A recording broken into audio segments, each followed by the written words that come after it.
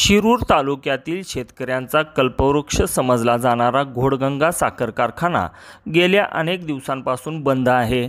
शेतकऱ्यांच्या कष्टावर उभा असलेला हा कारखाना आज बंद असल्यामुळे अनेक शेतकऱ्यांना अडचणींना सामोरे जावे लागत आहे आणि त्याला आमदार अशोक पवार यांचे ढिसाळ नियोजन जबाबदार आहे असा आरोप करत विद्यमान संचालक दादा पाटील फराटे, जिल्हा नियोजन समिती सदस्य राहुल पाचरने, माजी संचालक सुधीर फराटे, राष्ट्रवादी काँग्रेसचे तालुका अध्यक्ष रवी काळे, बाजार समितीचे माजी सभापती शशिकांत दसगुडे यांच्यासह विविध राजकीय पक्षांचे व संघटनांचे पदाधिकारी यांनी कारखाना वाचवण्यासाठी पदयात्रा सुरू केली आहे।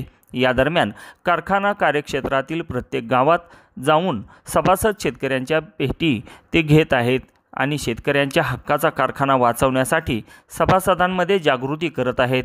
हा कारखाना शिरूरच्या अस्मितेचा प्रश्न असून प्रत्येक सभासदाने आपली अस्मिता जपण्यासाठी योगदान द्यावे असे आवाहन या पदयात्रेतून सभासद शेतकऱ्यांना केले जात आहे।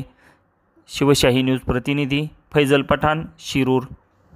ताज्या घडामोडी जाणून घेण्यासाठी शिवशाही न्यूज यूट्यूब चॅनलला सबस्क्राइब करा। आपण हा व्हिडिओ फेसबुकवर पाहत असाल तर फेसबुक पेज फॉलो करा आणि शिवशाही न्यूज.com या आपल्या वेबसाईटलाही भेट द्या।